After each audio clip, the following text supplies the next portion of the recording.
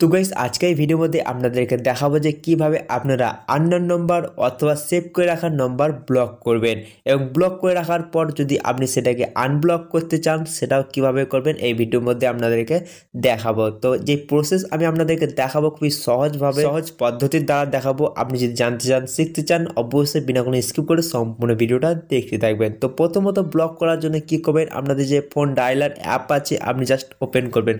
Phone dialler অ্যাপটাকে open করার সঙ্গে সঙ্গে আপনি যদি আননোন নম্বরকে ব্লক করতে চান, আননোন নম্বরকে ব্লক করার জন্য কি করবেন, সেই নম্বরটাকে প্রথমত বেছে নেবেন। তো দেখতে পারেন নম্বর এখানে শো করছে আননোন নম্বর, যেটা এটা আননোন নম্বরটাকে আমি ব্লক করবো সেজন্য কী করবো, জাস্ট এই নম্বরটাকে টিপিয়ে ধরে থাকবো।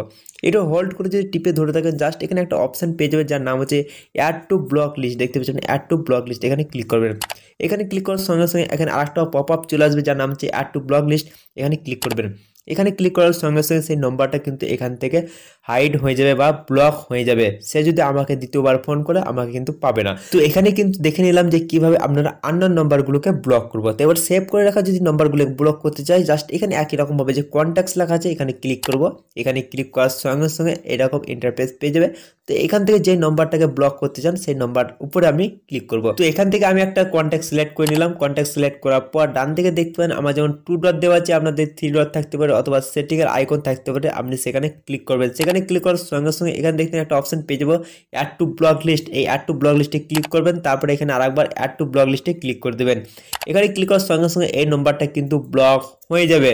তো এইরকম ভাবে কিন্তু আপনারা খুবই সহজেই আননোন নম্বর অথবা সেভ করে রাখা নম্বরগুলিকে আপনি খুবই সহজেই ব্লক করে রাখতে পারবেন। তো এইরকম ভাবে কিন্তু আপনারা খুব সহজে ব্লক করবেন। এবার ব্লক করে রাখা নম্বরগুলিকে যদি আনব্লক করতে চান তাহলে কিন্তু খুবই সহজে পারবেন। ব্লক করে রাখা নম্বরগুলিকে আনব্লক করার জন্য আপনি আপনার কল ডায়ালার অ্যাপ থেকেও পারবেন অথবা কন্ট্যাক্ট অ্যাপ থেকেও পারবেন, কিন্তু আমি আপনাদেরকে এই ভিডিওর মধ্যে খুবই সহজ পদ্ধতি দেখাবো বলেছিলাম, সেই জন্য সহজ পদ্ধতি দেখাবো যেটা হচ্ছে আপনাদের সেটিংস অ্যাপ থেকে।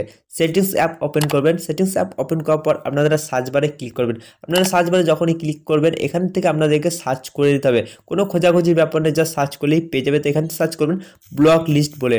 ব্লক লিস্ট বলে সার্চ করলেই কিন্তু আপনারা পেয়ে যাবেন। তো এখানে কিন্তু আপনারা কোনো স্পেস দিবেন না, শুধুমাত্র ব্লক লিস্ট বলে সার্চ করবেন, তাহলে কিন্তু ব্লক লিস্ট যত আছে অপশন সমস্ত অপশন শো করে দেবে। তো এখানে দেখতে পাচ্ছেন সেকেন্ড যে অপশন আছে সেটা প্রাইভেসির উপর। এখানে দেখতে ব্লক অ্যান্ড ফিল্টার, এখানে ক্লিক করবো। ব্লক অ্যান্ড ফিল্টারে ক্লিক করার সঙ্গে সঙ্গে এখানে পেয়ে যাবো ব্লক লিস্ট বলে একটা অপশন। জাস্ট ক্লিক করলে এখানে পেয়ে যাবো যতগুলি নম্বর আমি ব্লক করেছি সমস্ত নম্বর কিন্তু এখানে শো করে যাবে। তো এখান থেকে আপনি খুবই সহজে এবার আনব্লকও করতে পারবেন। আনব্লক করার জন্য আপনি এখান থেকে জাস্ট সেই নম্বরটাকে টিপে ধরে থাকবেন। টিপে ধরে থাকলে কিন্তু এখান থেকে রিমুভ করতে পারবেন, অথবা আপনি কি করতে পারেন, এখানে যে ডান দিকে 2 ডট দেওয়া আছে এখানে ক্লিক করবো। এখানে এডিট অপশন দেওয়া আছে এখানে ক্লিক করবো।